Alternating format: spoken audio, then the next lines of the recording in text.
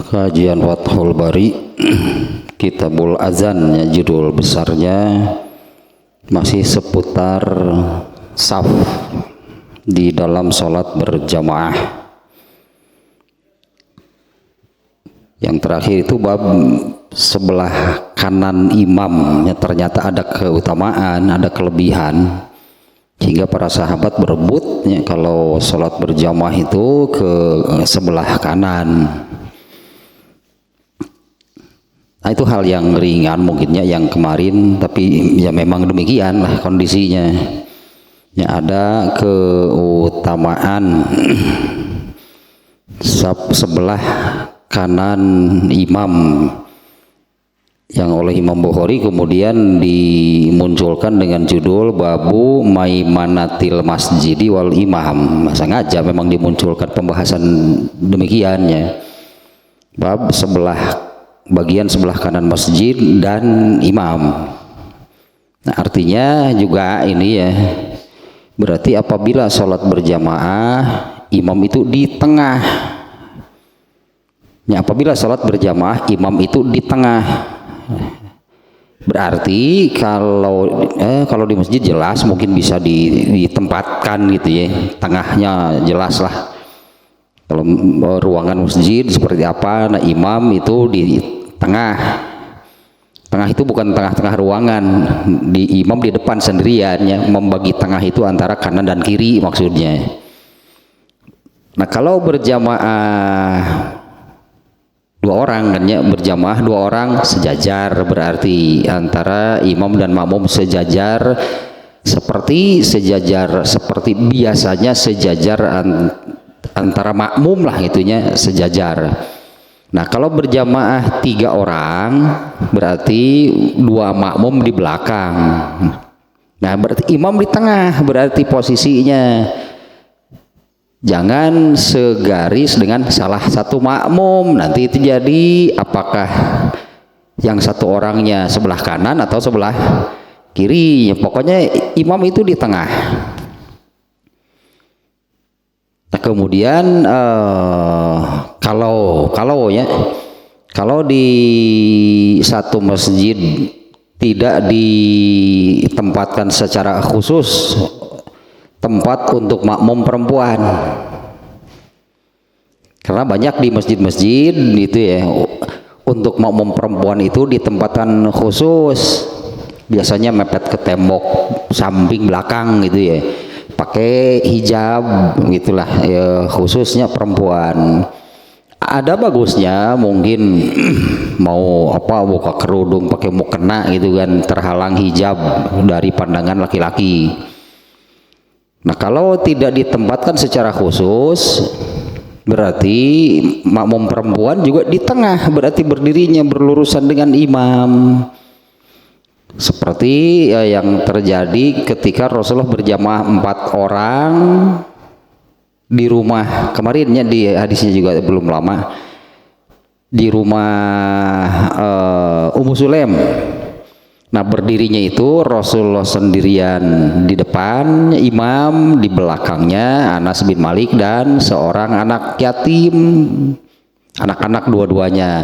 Nah, berdirinya itu mereka memposisikan diri, Rasulullah itu berada di tengah di antara mereka, di antara 2 orang makmum ini. Nah, kemudian Mulaikah Ummu Sulaimnya berarti lurus dengan Rasulullah gitu, makmumnya juga di tengah, jangan di samping gitu ya makmum perempuannya. Kecuali tadi kalau memang di masjid yang khusus ditempatkan ini untuk saf atau tempat sholat berjamaahnya perempuan. Di Masjid Nabawi nya juga yang saya lihat demikian, Masjid Nabawi ya di Madinah, kalau perempuan yang ikut berjamaah ke masjid banyak sih kalau di sana. Nah, di sana juga ditempatkan sejak masuk pintu gerbang masuk teras Masjid Madinah, untuk perempuan itu sudah diarahkan ada pintu khusus. Nah, itu di samping itunya, di samping mepet ke tembok belakang itu safnya.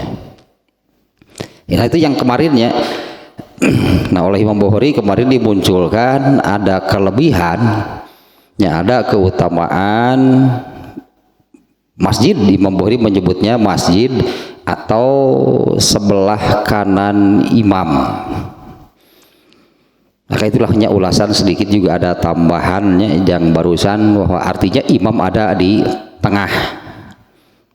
Dan di tengah dalam arti kan membagi kanan dan kiri.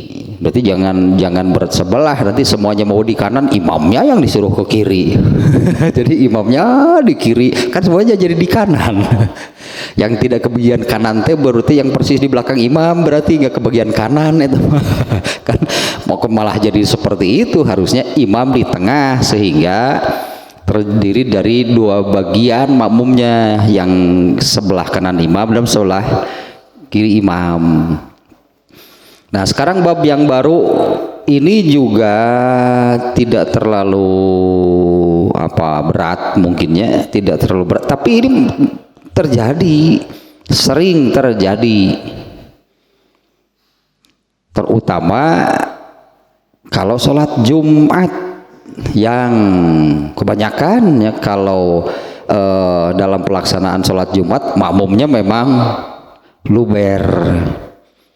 Masjid itu rasanya kurang besar kalau untuk Jumatan, tapi kalau untuk berjamaah sehari-hari masjid itu rasanya terlalu besar. Bahkan untuk bersaing ingin di saf pertama pun terame bersaing teh gitu. Terame ingin bersaing ingin dapat saf terdepan, terame ada kurang bersaing. Bahkan yang masbuk di rakaat terakhir saja masih kebagian saf pertama, karena saf pertamanya juga nggak penuh. Tetapi hal ini sering terjadi di banyak masjid ketika sholat Jumatnya dengan kondisi yang demikian. Di banyak masjid, bukan semuanya. Banyaklah masjid-masjid kalau sholat Jumat itu nyeluber lah dari yang namanya masjid, kan berarti di ruangan. Di luar itu kan bukan lagi masjid statusnya, teras masjid. Nah, ini juga yang harus diperhatikan.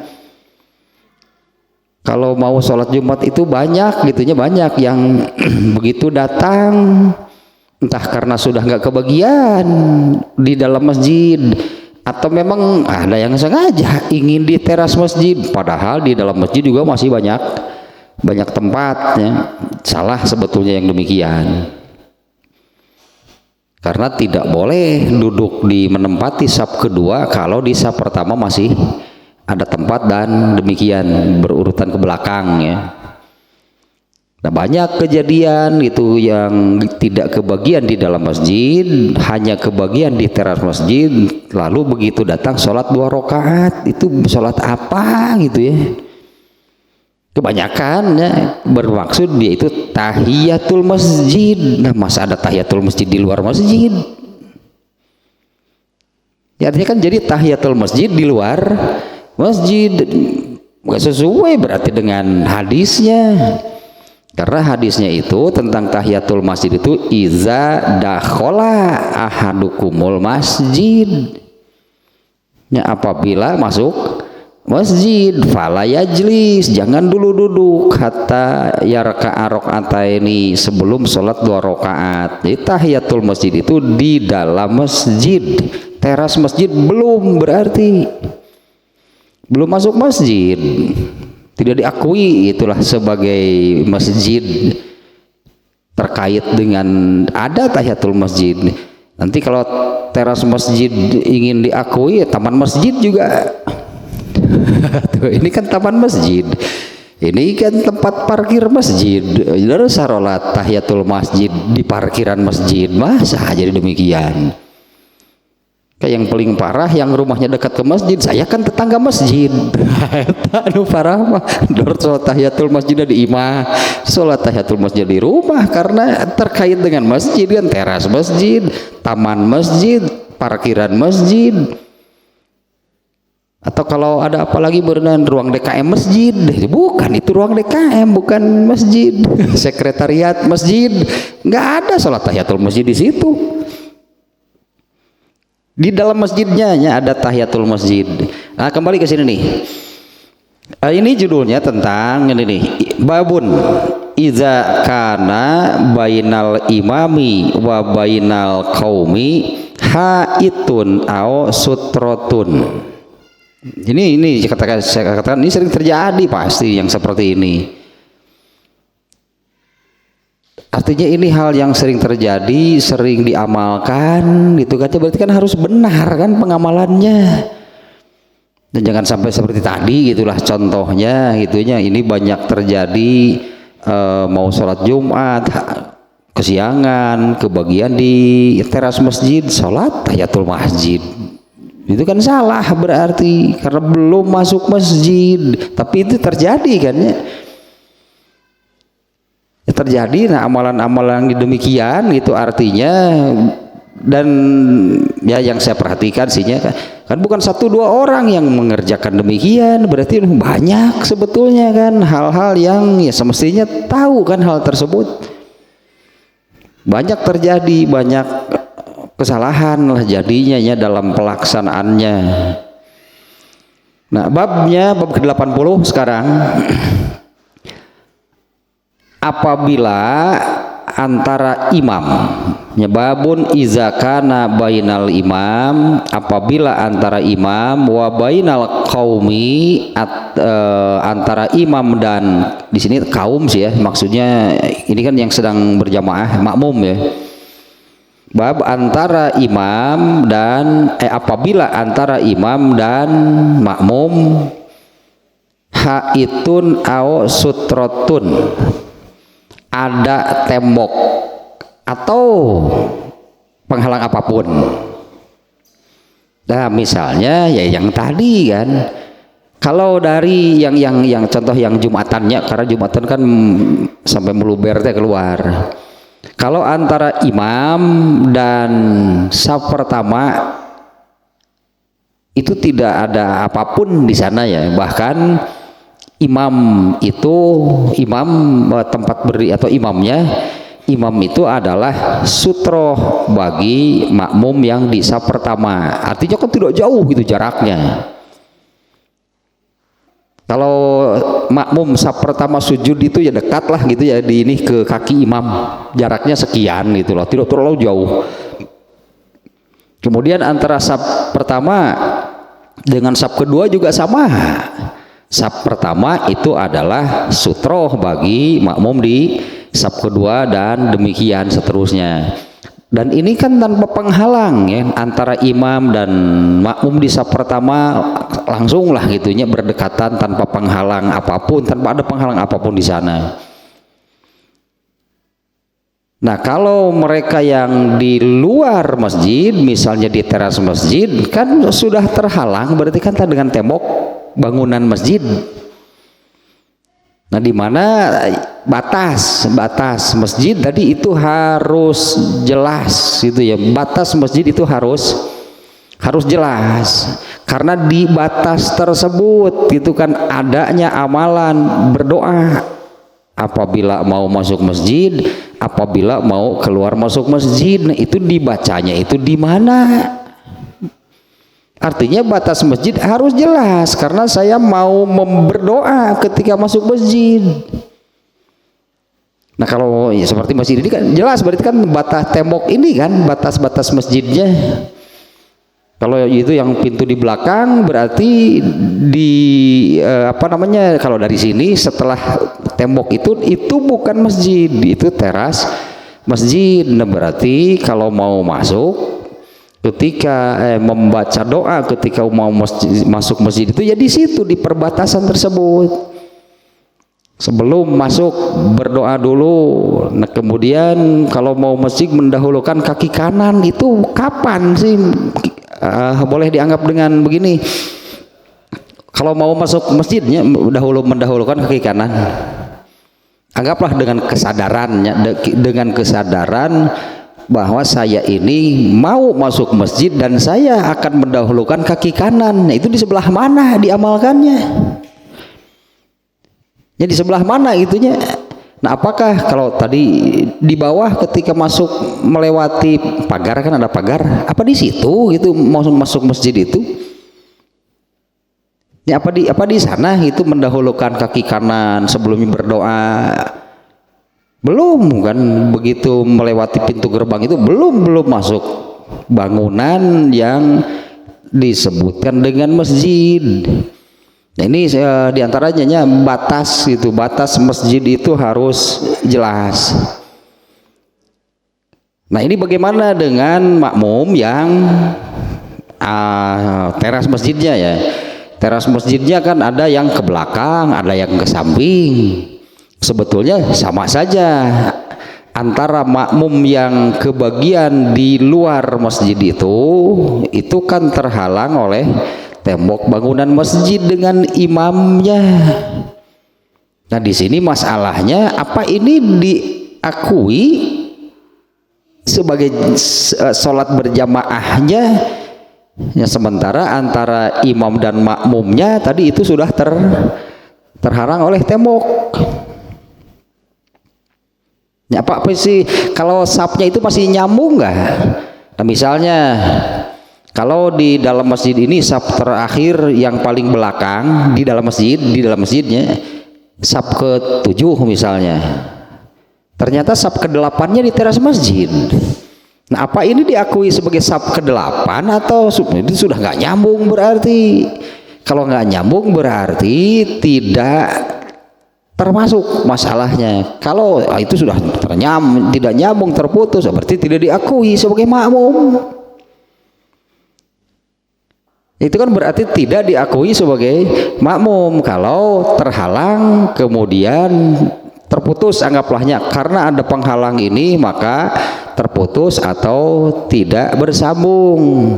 Sementara kalau saf pertama, saf kedua, saf ketiga kan jelas mereka ini tersambung lah gitunya, antar saf ini tersambung nih sampailah ke saf belakang. Misalnya di saf belakang itu saf ke-10, ke-11 berapalah. Nah, yang di luar itu masih diakui nggak sebagai makmum sehingga jadi mereka ini sebagai sholat berjamaah gitu ya? Atau apabila terhalang itu sudah jadi lepas? Ya, kalau lepas berarti ternyambung, tidak diakui berarti sebagai mereka ini ikut sholat berjamaah. Nah, Imam Bukhari di sini di dalam babnya belum ya, di judul yang dibuat oleh Imam Bukhari di dalam bab ini belum sampai kepada diakui gitu sebutannya, diakui atau tidak diakui sebagai makmum, diakui masuk ke dalam sholat berjamaah tersebut. Imam Bukhari hanya memunculkan awal apabila antara imam dan makmum ada penghalang. Kemudian di bawahnya, di bawah judul tersebutnya itu judulnya dibuat oleh Imam Al-Bukhari apabila antara imam dan makmum ada tembok atau penghalang apapun. Nah, di bawah judul tersebut Imam Bukhari memasukkan sebuah asar namanya. Ini perkataan seorang tabi'in yang diakui anggaplahnya sebagai ulama di kalangan tabi'in, yaitu Hasan Al-Bisri, sangat terkenal ya, ulama di kalangan tabi'in. Nah, dia mengatakan ya, qala al-Hasanu, Hasan Al-Bisri mengatakan, la ba'sa an tusalliya wa bainaka wa bainahu nahrun. Tidak mengapa sholat berjamaah, kamu sholat berjamaah sementara antara kamu dan imamnya itu terhalang oleh sungai, bahkan terhalang jelasnya oleh sungai, imamnya di seberang gitu, imamnya di seberang gitu ya. Nyalamun sungai Cikapundung deket Amazon berapa ratus meter. Arti mau ini menegas, maksudnya kan bukan dalil, tapi ini bukan dalil ya. Ini bukan dalil. Kalau dalil mesti sunnah gitu ya, sunnah Rasul mesti hadis. Ini masih judul nih Imam Bukhari. Imam Bukhari menambahkan di judulnya itu, Imam Hasan Al-Bisri malah mengatakan demikian, terhalang oleh sungai saja tetap nyambung kalau memang maksudnya mereka yang di seberang ini ikut jamaah, dan ya katakanlah bisa melihat, bisa mendengar, bisa mengikuti itu imamnya, terhalang oleh sungai, boleh, berarti tetap jadi akuinya ini sebagai sholat berjamaah. Padahal dengan kondisi demikian disebutnya terhalang oleh sesuatu antara imam dan makmumnya. Ini kan yang saya katakan ini banyak terjadi, karena kalau sholat Jumat kejadian lagi berarti mereka yang kebagian di teras masjid itu kan sebetulnya terhalang tembok gitu kan, antara makmum yang di teras dengan imam yang di dalam. Nah, masalahnya diakui nggak sebagai sholat berjamaah? Kalau enggak kan kasihan. Anggaplah kasihan kan kalau tidak diakui itu kan, harus nyambung gitu antar saf ini. Nah, mereka yang terhalang tembok karena kondisinya demikian juga kan kasihan kalau tidak diakui. Mereka berarti tidak sholat Jumat kalau begitu. Satu lahnya ini Imam Bukhari sudah mengarahkan dengan memunculkan perkataan Hasan Al-Bisri yang bunyinya demikian, la ba'sa an tusolliya wa bainaka wa bainahu nahrun. Ya, tidak mengapa kamu sholat, dalam arti tetap diakui sebagai sholat berjamaah, padahal antara kamu dan imam itu terhalang oleh sungai. Kemudian yang kedua, masih tambahan judul nih, belum ke hadisnya.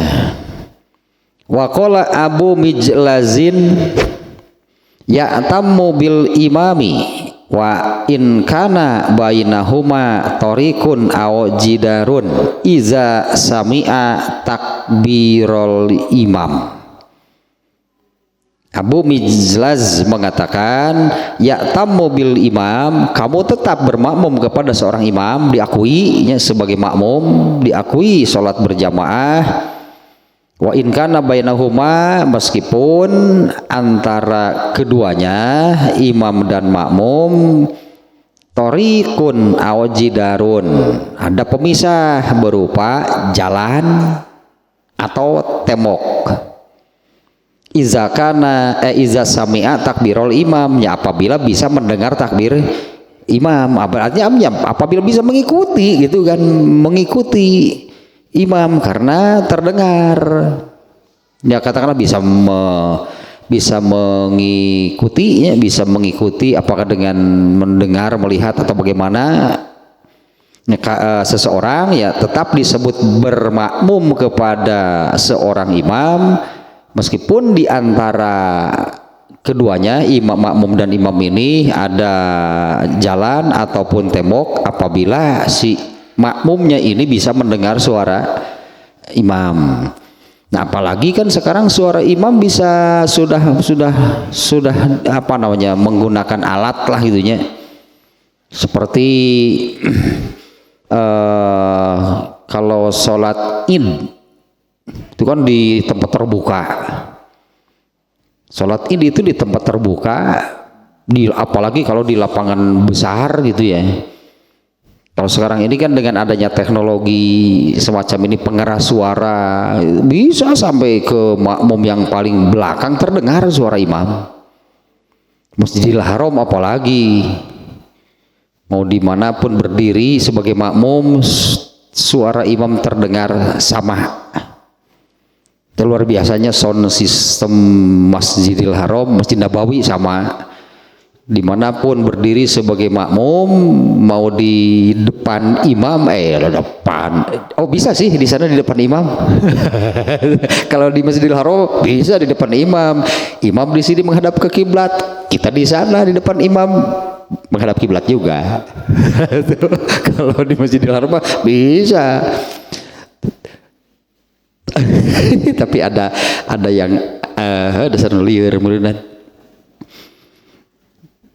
Karena kiblat itu artinya kemana kita menghadap, ketika sholat gitu kan, itu sebutannya kan kiblat. Kalau di dalam surat Al-Baqarah menyebut kiblat itu Masjidil Haram. Kalau dulu Masjidil Haram di zaman Rasulullah SAW, bahkan beberapa tahun ke puluh tahun ke belakang juga, Masjidil Haram itu masih hanya Ka'bah saja yang ada, bangunan masjid sekelilingnya enggak ada. Padahal Al-Quran sudah menyebut Masjidil Haram. Ka'bahnya dulu yang disebut Masjidil Haram itu ke sana. Kesanalah Allah menetapkan, asalnya kan ke Masjidil Aqsa, kesanalah Allah menetapkan kemana kita menghadap waktu mengerjakan sholat. Ada sih yang mengatakan, orang Islam juga menyembah batu. Kata siapa orang Islam menyembah batu? Maksudnya menyembah Ka'bah? Enggak sama sekali. Allah yang memerintahkan menghadapnya ke sana gitu, ke Masjidil Haram, ke Ka'bah. Nah kalau orang yang sholatnya di dekat Masjidil Haram, pasti semuanya kan posisinya mengelilingi Ka'bah, karena semuanya menghadap ke Ka'bah. Depan ayah nuk itu bebas di Makkah masalahnya kemana aja tuh dia mengharap ke itu nyaharap ke dia. Dasar liar. Lain menang ke mana wae nu dia malik ke belah ditu malik ka dieu ti kaler malik ka kidul ti kidul malik ka kaler. Naon jadi makanya pantasnya kalau di dalam Al-Qur'an tentang kiblat bukan soal masyrik wal maghrib, bukan soal ke timur ke barat. Kena eta mah arah mata angin lah nu gitu mah. Ayat nanti nyebut-nyebut masyriknya tentang kiblat gitu, bukan soal ke arah ke masyrik ke timur gitu, maghrib ke barat, bukan. Lepas dari arah mata angin, sholat itu menghadapnya ke kiblat. Nah kalau yang sholatnya di sekitar Ka'bah, pasti semua menghadapnya ke Ka'bah.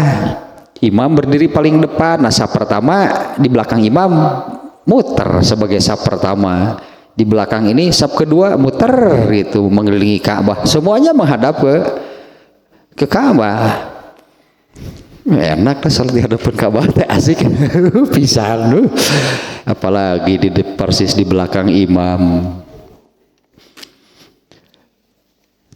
Nah kada dia. Nah, sekarang hadisnya nih. Nah, apabila bisa mendengar suara imam, hanya barusan itu kalau di Masjidil Haram, di Masjid Nabawi, sistemnya luar biasa.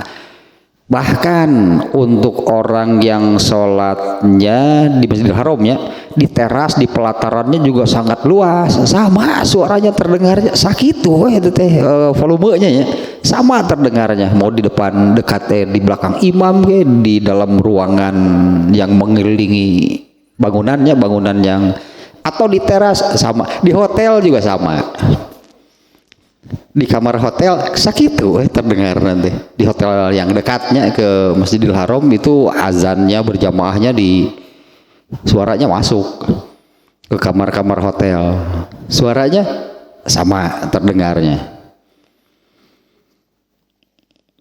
Nah sekarang mulai hadisnya tadi judulnya ini di bab ini ya kan kita mengikuti ininya Imam Bukhari. Intinya sebetulnya bagaimana pola pikir gitu kan, cara dan metode Imam Al-Bukhari dalam memahami hadis, karena yang menjadi dalil sebetulnya adalah hadisnya. Dan ini hadisnya sekarang nih nomor 1. Hadisnya memang cuma satunya. Ya hadisnya hanya ada satu nih. An Aisyah radhiyallahu anha qalat kana Rasulullah sallallahu alaihi wasallam yusalli minal laili fi hujratihi wajidarul hijrati qasirun fara'an nasu syakhsun nabiyyi sallallahu alaihi wasallam faqoma unasun yusalluna bi sholatihi fa asbaha fatahaddasu bizalika faqala lailatasaniyati faqoma lailatasaniyati Faqama ma'ahu unasun yusalluna bi sholatihi. Sona'u zalika lailataini aw salasan. Hatta iza kana ba'da zalika jalasa Rasulullah sallallahu alaihi wasallam falam yakhruj. Falamma asbaha zakara zalika nasu faqala inni khasyitu an tuktaba alaikum sholatul lail. Ini agak populer nih, ke ujungnya populer itunya. Tentang Rasulullah terawih hanya 3 hari, kesananya tidak datang lagi. Ini di hadisnya. Dari Aisyah radhiyallahu anha, semoga Allah meridainya, dia berkata, Rasulullah SAW pernah sholat pada satu malam di kamarnya. Nah nanti ini perlu dijelaskannya di kamarnya, memang ada penjelasan dari di Ibnu Hajar Al-Asqalani juga nih. Rasulullah SAW pada suatu malam sholat di dalam kamarnya, sementara dinding penghalangnya yang sengaja dibuat itu ya pendek, sehingga Rasulullah itu yang tertutup hanya setengah badan, mungkinnya setengah badan ke bawahnya tertutup. Terlihatlah, jadi oleh orang-orang terlihat Rasulullah SAW mengerjakan sholat. Faro'an nasu syakhson Nabi SAW. Nah, orang-orang bisa gitu ya melihat sosok Nabi, karena tadi penghalangnya itu tidak seluruhnya, hanya tidak tertutup seluruhnya. Sepotong mungkinlah gitu ya, setengah badan itu tertutup sehingga orang-orang bisa melihat diri Nabi nya sedang mengerjakan sholat. Faqoma unasun yusalluna bi sholatihi. Nah kemudian orang-orang bermakmum, Rasulullah-nya nggak tahu, melihat Rasulullah sedang sholat, kemudian orang-orang ikut sholat.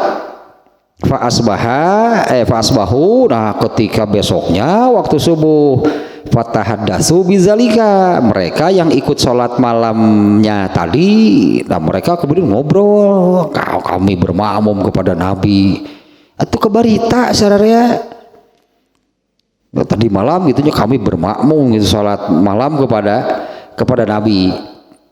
Faqoma lailatas saniyati, malam besoknya Rasulullah SAW mengerjakan sholat malam lagi. Faqoma ma'ahu unasun, kemudian makin banyak orang yang ikut, makin banyak orang yang ikut mengerjakan sholatnya bermakmum kepada Rasulullah SAW. Sona'u zalika lailataini aw salasan. Nah Rasulullah melihat kondisi demikian, beliau melakukannya 2 atau 3 kali. Yang pertama tidak sengaja, beliau sholat sendirian. Oh ternyata ada orang yang melihat, ikut sholat, comel di tabu bebeja di beja tuh tadi malam ikut bermakmum sholat malam kepada Nabi. Oh benar yuk, amun cek orang mau ayo gerak, benar ternyata malam berikutnya lebih banyak yang datang. 2 atau 3 kali ya Rasulullah mengerjakan demikian. Artinya malam kedua Rasulullah tahu. Malam pertama ya, waktu pertama kali juga Rasulullah tahu dan tidak melarang, berarti beliau tahu ada yang ikut bermakmum dan tidak melarang. Yang ini Aisyah kan tidak mengatakan demikian ya. Karena kalau Rasulullah melarang nggak boleh berjamaah, pasti Aisyah menerangkannya. Justru sebaliknya kan Aisyah yang menerangkan, malam besoknya malah semakin banyak yang ikut. 2 atau 3 kali ini Rasulullah mengerjakan demikian. Malam keempat, anggaplahnya malam keempat, ketika orang-orang yang mau berjamaah makin banyak, Rasulullah tidak keluar, Rasulullah tidak menampakkan diri, Rasulullah tidak mengerjakan sholat dengan cara seperti malam sebelumnya. Hatta iza kana ba'da zalika, nah setelah 3 kejadian 3 malam itu, jalasa Rasulullah SAW falam yakhruj, beliau di rumah saja tidak keluar. Falamma asbaha, ketika besoknya subuhnya, zakaro zalikan nasu, orang-orang memperbincangkannya. Kenapa malam tadi Rasulullah nggak ada gitu ya? Kenapa malam tadi Rasulullah tidak ada? Sementara yang mau ikut berjamaah malah semakin banyak. Faqala, Rasulullah menjawabnya, ini orang-orang menanyakan langsung nih kepada Rasulullah, mengapa gitu ya malam keempat tidak mengerjakan seperti malam-malam sebelumnya. Faqala, Rasulullah menjawab, inni khasyitu an tuktaba alaikum sholatul lail. Aku khawatir kalian akan menganggapnya sebagai hal wajib. Berjamaahnya nih ya, kalau sholat malamnya sudah pada tahu nggak? Kalau sholat malamnya para sahabat sudah pada tahu bukan wajib.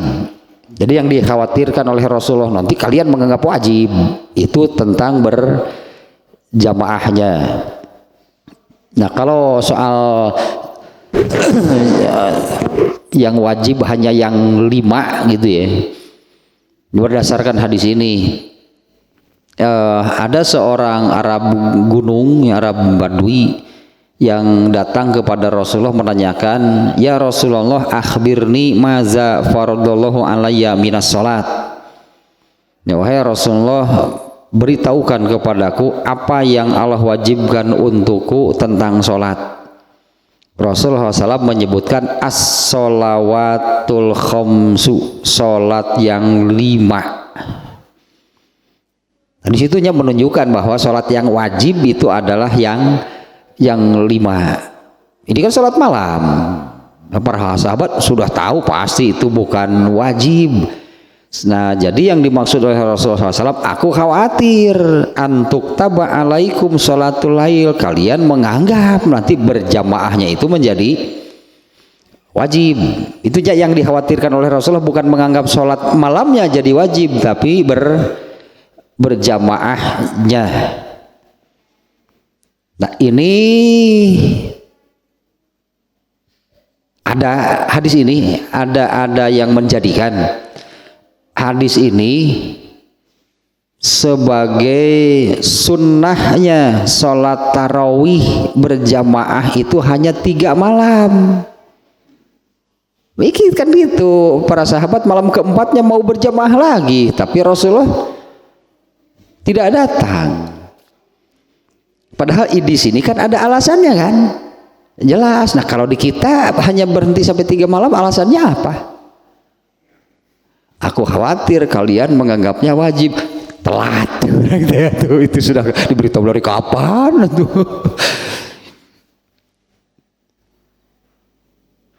Lebih baik berartinya berjamaah setelah hilang kekhawatiran dari Rasulullah SAW ini, para sahabat sudah paham.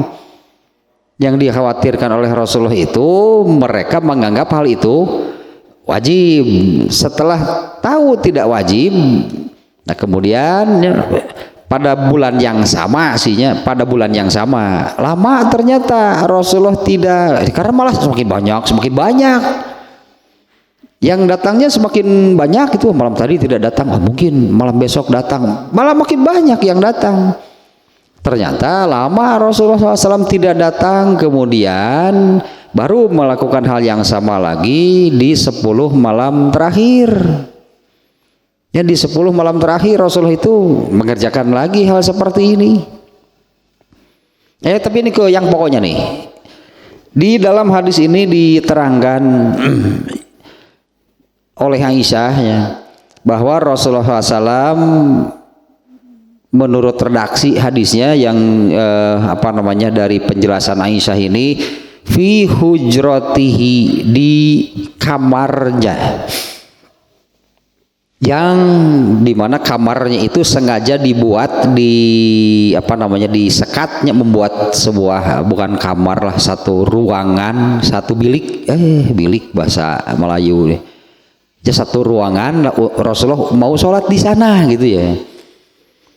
Nah di dalam penjelasannya nih Ibnu Hajar al-Asqalani mengatakan zahiruhu anal murada hijratu baitihi. Kalau menurut zahirnya di kamarnya ya Kak, di rumah berarti. Kalau menurut zahirnya, menurut tekstual katakannya, kalau menurut tekstual redaksinya, tekstual hadis ini fi hujratihi di mana? Ya di rumahnya, berarti di kamar rumahnya. Tapi berarti pintunya terbuka sehingga ada sahabat yang bisa melihat. Nah, tapi di dalam hadis yang lain, ya Rasulullah SAW di dalam hadis yang itu riwayat siapa tadinya? Di dalam sebuah riwayat Abu Dawud. Ya, di dalam riwayat Abu Dawud ternyata yang dimaksud kamar di situ adalah Rasulullah SAW membuat sebuah ruangan di dalam masjid khusus untuk beliau, termasuk beliau itu di dalam ruangan di dalam masjid yang dibuatnya, di dalam ruangan itu kalau sedang iktikaf, jadi tidak langsung berbaur, anggaplah tidak langsung berbaur dengan para sahabat. Nah, itu untuk membatasi saja, untuk membatasi, untuk privasi lah gitunya seorang Rasul. Dibuat satu ruangan, disekat di dalam masjid. Nah, termasuk beliau itu kalau iktikaf itu di sana gitu, di ruangan yang khusus dibuat. Ternyata memang tidak penyekatnya gitu ya, hijabnya itu tidak terlalu tinggi sehingga kalau Rasulullah berdiri ya kelihatan lah minimal kepalanya, katakanlah terlihatlah minimal Rasulullah SAW, dan para sahabat bisa melihat Rasulullah SAW mengerjakan sholat di sana. Ya, andai ini dua kejadian yang berbeda, ada ini dua kejadian yang berbedanya, fa amma an yuhmala ala ta'addudi aw alal majazi fil jidari fa fi nisbatil hujrati ilaiha. Nah, tetap saja ini masalahnya tentang antara imam dan makmum terhalang. Ya, sebetulnya dengan ini kan sudah jelas kan, antara Rasulullah kan di dalam ruangan sementara makmumnya kan tidak di dalam bilik, tidak di dalam kamar yang sama dengan Rasulullah. Beliau sendirian di ruangan yang khusus dibuat tersebut, sementara para sahabat ikut berjamaah bermakmum dari luar bilik tersebut, berarti ada penghalang. Nah, soal jarak misalnya dekat atau jauh, terhalang sungai juga kalau bisa tetap, berarti kan masalahnya penghalangnya berupa apa? Makanya Imam Bukhari tadi memasukkan siapa Al-Hasannya, Hasan Al-Bisri mengatakan sungai pemisahnya tetap boleh. Kalau Abu Mizlaz tadi mengatakan apakah pemisahnya itu berupa jalannya, Torikun au jidarun ya, kalau Ibnu Abu Mizah mengatakan torikun au jidarun, apakah pemisahnya itu berupa jalan gitu ataupun tembok. Ini sampai sini sebetulnya sudah sangat jelas, tidak memutus, berartinya tidak memutus mata rantai, anggaplah gitunya, tidak memutuskan saf, berarti tetap diakui berjamaah. Makanya sabda Rasulullah SAW di sini tidak mengatakan demikian, percuma kalian ikut berjamaah kan dari balik kan terhalang oleh hijab, kamu tidak sah, kan tidak demikian kan. Artinya ini pembenaran nih, ini pembenaran dari Rasulullah SAW atas apa yang dilakukan oleh para sahabat. Itu namanya mauquf lah, karena mauquf karena ini kan yang melakukannya kan sahabat, yang bermakmum kan para sahabat. Nah, dan Rasulullah membenarkan berarti hal demikian. Rasulullah membenarkan apa yang dilakukan oleh makmum, yaitu mereka bermakmum kepada Rasulullah padahal terhalang oleh Ya, hijab lah di sininya, entah dari apa hijabnya, pokoknya terhalang. Itu dibenarkan oleh Rasulullah SAW. Itu hukumnya sama dengan Rasulullah sendiri berarti. Ya, itu hukumnya sama dengan Rasulullah SAW sendiri yang menyabdakan atau yang melakukan. Rasulullah tidak menyalahkan.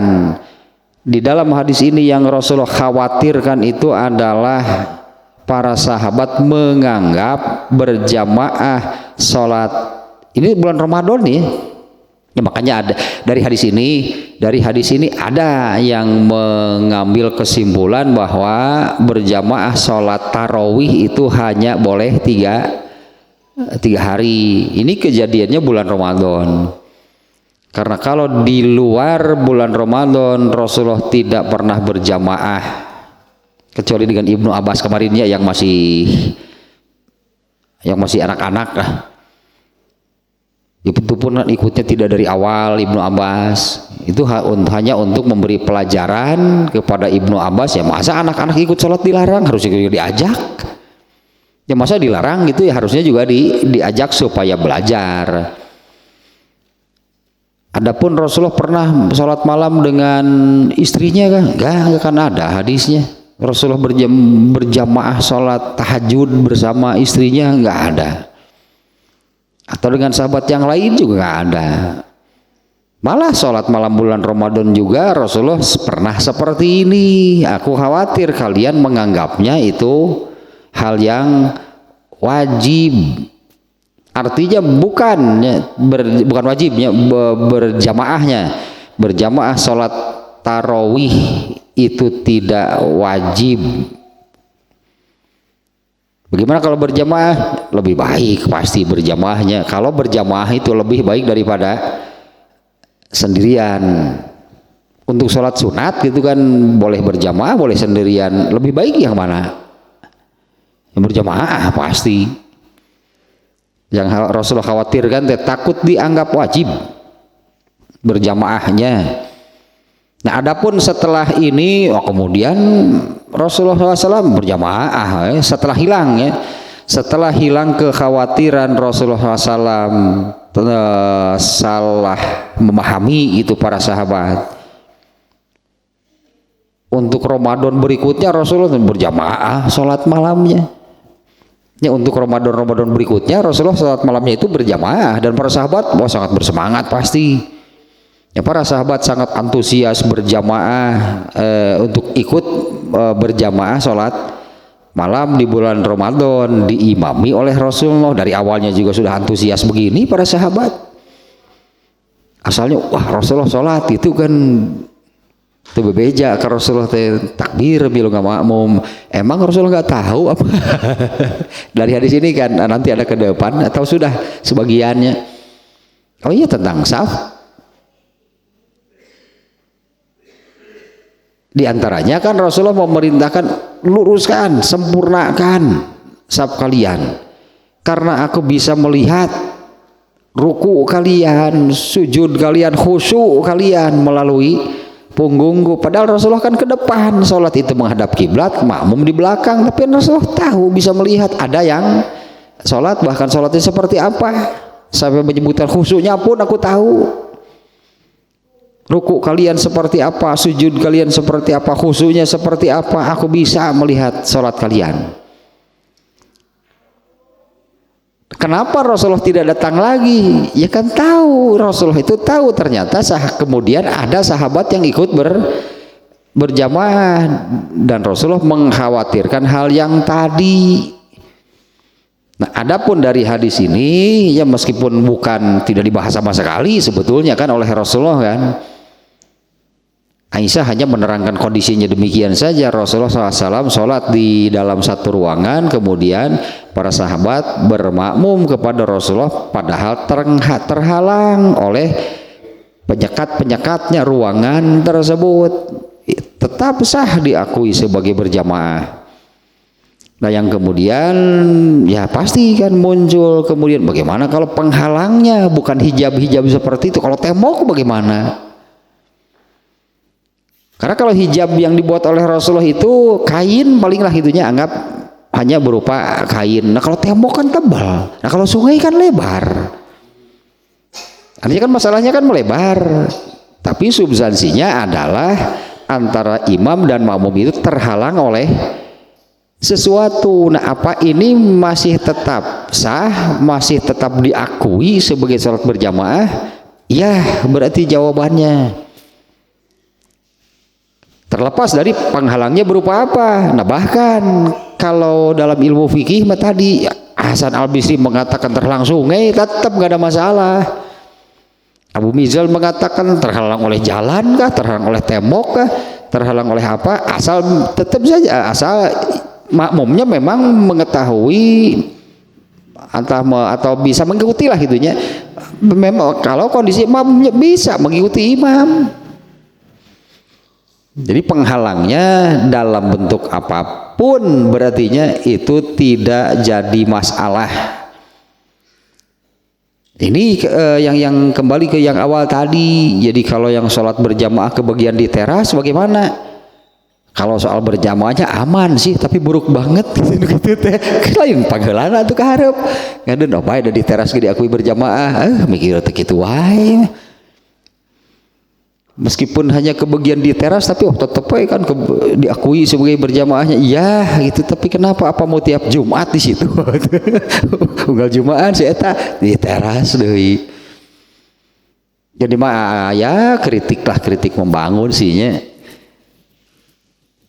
Di banyak masjid juga kealaman.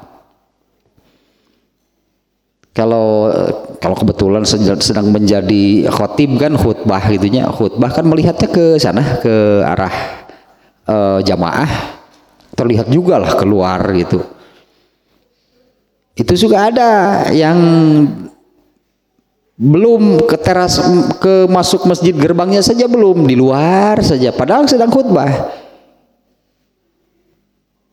Sudah terlihatlah kalau dari pakaiannya mereka mau sholat Jumat, bukan mau nongkrong di sana. Tapi selama khotib sedang khutbah itu mereka itu ya ngobrol, ya merokok di luar, begitu qomat baru. Artinya mereka sengaja tidak mengikuti bagian khutbahnya. Berarti kan sengaja tidak. Kalau itu memang sengaja tidak, karena memang tidak masuk. Mereka aja tetap saja itu masih asik ngobrol lah gitu di luar. Nah ini berarti kan sengaja tidak mengikuti bagian khutbahnya. Itu sholat Jumat, bukan sholatnya sebetulnya, ibadah Jumatnya tidak sah. Karena Jumatan itu bukan hanya sholatnya. Tapi kalau ada yang masbuk, wah bahaya ya masbuk dina salat Jumat. Tuh. Tapi kalau ada yang masbuk nih, kalau ada yang masbuk ketika salat Jumat, begitu masuk masih ke bagian salat Jumat, dia diakui Jumatan berarti. Tapi bukan boleh sengaja melewatkan bagian khutbahnya, itu satu paket. Gitu ya, ibadah Jumat itu khutbah dan sholatnya. Ya itu mah kritik ya, ada gitu yang demikian, bagian khutbahnya ya masih merokok lah, kata ada yang masih merokok malahan sambil merokok sambil ngobrol. Nah itu berarti kan sengaja itu melewatkan bagian khutbahnya. Ketika qomat barulah ikut, ya mungkin disangkanya ibadah Jumat itu hanya bagian salatnya, khutbahna dianggap pengajian umum ya malah itu miluan gitu nalawan. Padahal bukan demikian. Ini rangkaian ibadah Jumat itu dengan khutbahnya, karena khutbahnya juga kan setelah azan kan. Ya, setelah azan berarti kan sudah masuk ini ke bagian Jumatnya, azan kemudian khutbah, ini sudah Jumatan bagian khutbahnya. Bahkan kan untuk sholat Jumat adalah istilah lago segala kan. Di antaranya lagonya itu dengan cara berbicara ketika khotibnya sedang khutbah. Man takallama wal imamu yaktubu faqad lago.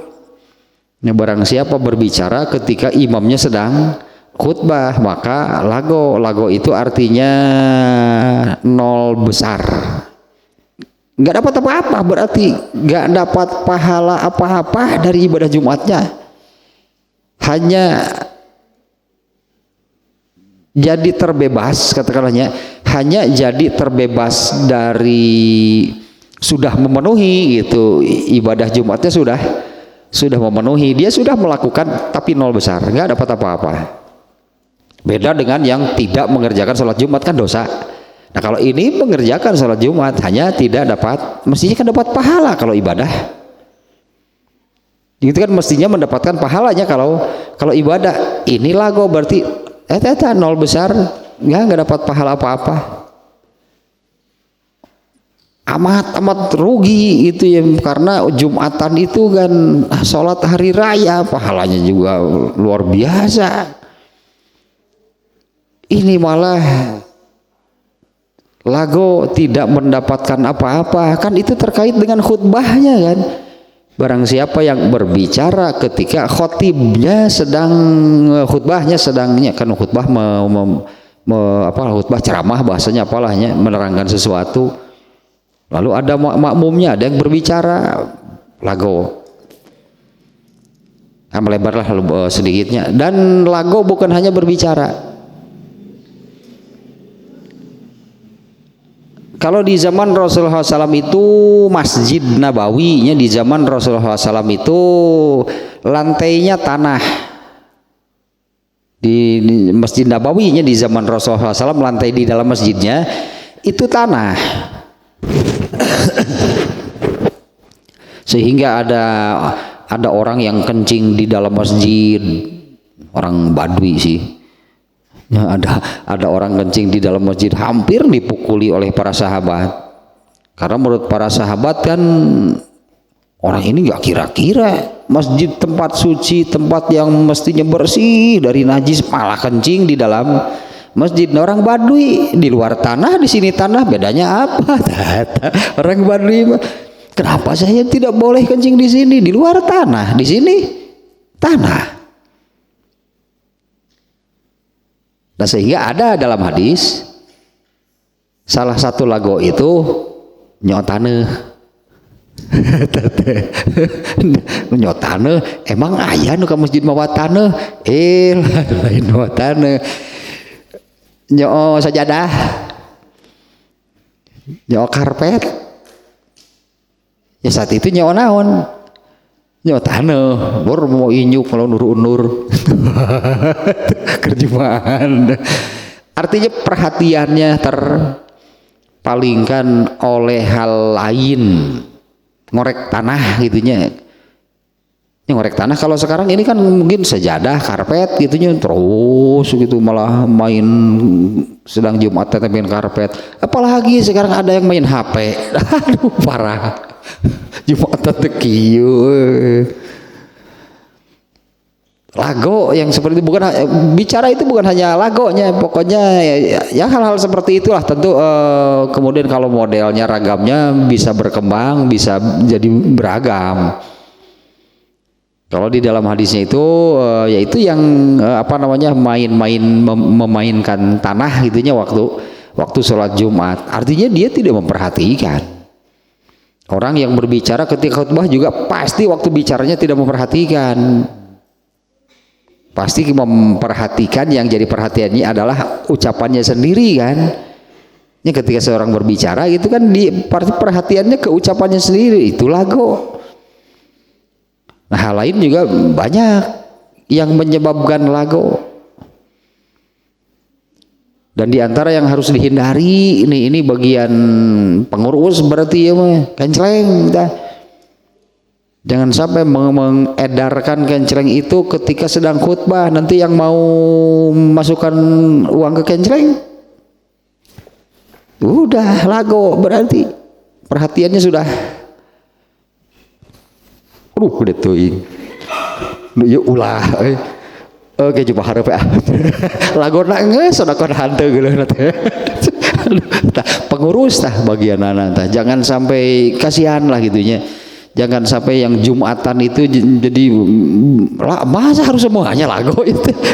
Karena itu kan dari sab pertama biasanya demikian kan, dia dari depan sab pertama semuanya lagu, sab kedua karena oleh itu kencreng yang beredar waktu khutbah Jumat. Kalau itu kan soal teknis atau simpen we kencreng di lawang masjid, simpan kencrengnya di pintu dekat masjid. Kalau orang mau ngencreng mah pasti nyari lah. Ya, kalau orang mau memangnya mau bersodakoh ngencreng sebutnya pasti nyari, nggak mesti diedarkan demikian yang kemudian mengganggu, sayang, kasihan. Ya kan deh.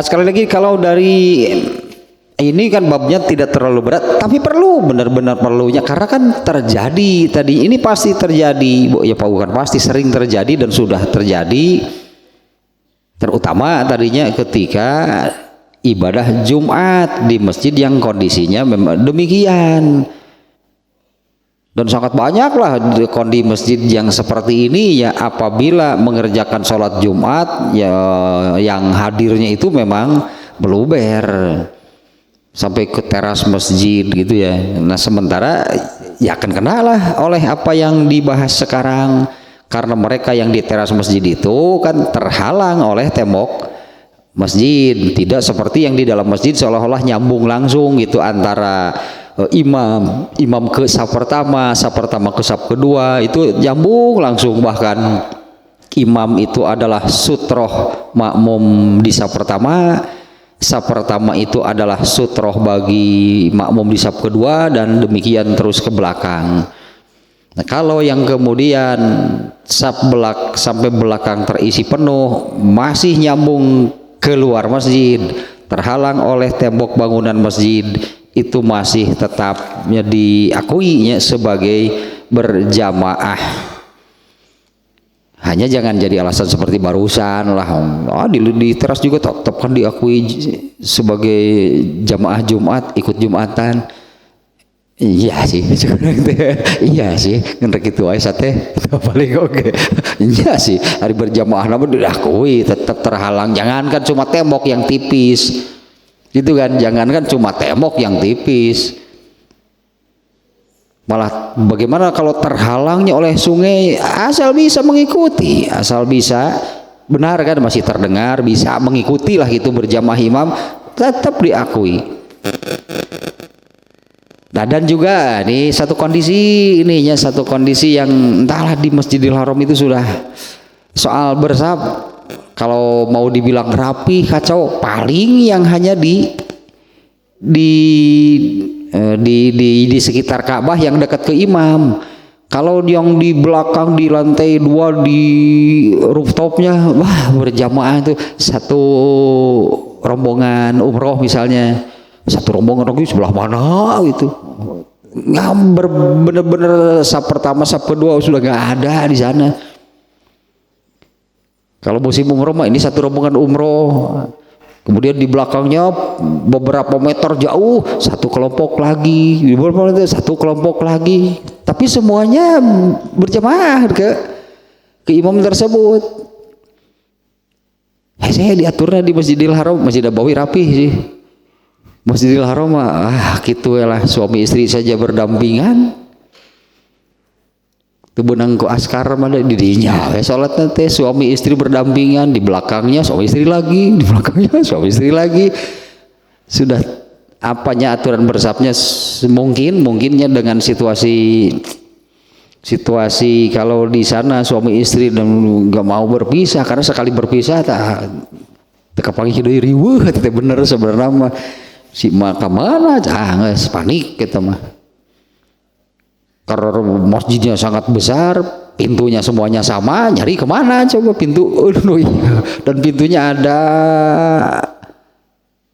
80 berapa gitunya sekeliling Masjidil Haram pintunya, lupa semuanya, ada nomornya, ada namanya, lupa nomor berapa. Tadinya nyuruh istri tunggu di pintu nomor 1 misalnya. Kalau nggak demikian guys, sepoe hati dengan pemajikan upir.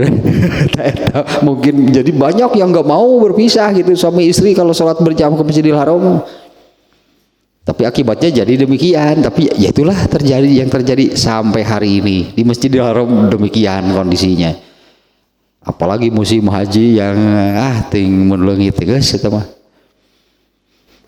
Nah, ini intinya sudah hanya bahwa terhalang tidak jadi masalah.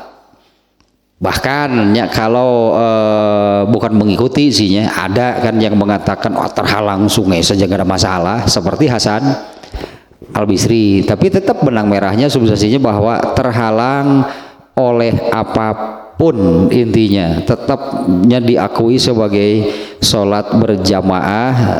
Dan kita bisa menerima perkataan Abu Mijlaz, ya asal tetap masih bisa mengikuti itu sholatnya imam. Ya kalau terpisahnya jauh kemudian tidak bisa mengikuti, memang bagaimana, kan berjamaah itu kan sholatnya makmum ya. Sholat makmum itu kan dikomando oleh imam kan, bukan dia sholat sendiri kan, tapi kan berdasar komando dari imam. Nah, kalau tidak bisa mengikuti komando imam, ya bagaimana mengikutinya juga pasti nggak akan bisa. Makanya kalau pantas lah gitunya kalau Imam Al-Bukhari ini memasukkan Al-Hasan mengatakan tadi nggak ada masalah meskipun terhalang oleh sebuah sungai misalnya. Atau Abu Mijlaz mengatakan tetap berjamaah bermakmum kepada imam tersebut meskipun terhalang oleh sebuah jalan kah atau sebuah tembok kah, dengan syarat masih bisa mengikuti makmumnya, ini masih bisa mengikuti imam tersebut. Nah, saya kira terjawab-lahnya untuk masalah tadi nih sholat Jumat ini bagaimana nih. Ada yang kebagian di teras, ada yang kebagian di mungkin tambah pelatarannya atau di tamannya mungkinnya karena memang jamaahnya sangat banyak, tetap semuanya diakui sebagai sholat berjamaah. Terus beres teh. Dan saya kira memang masalahnya juga tidak terlalu berat sih, tapi ini sering terjadi dan sekarang aman lah, itu sudah tahu. Kan ulah jadi kebiasaan wunggul hayang di teras. Tadi dengan alasan apa itu diakui di dia lain mikir ke hareup tuh sok kahiji tuh panggeusian pangheulana kudu nage atuh jumaahan mah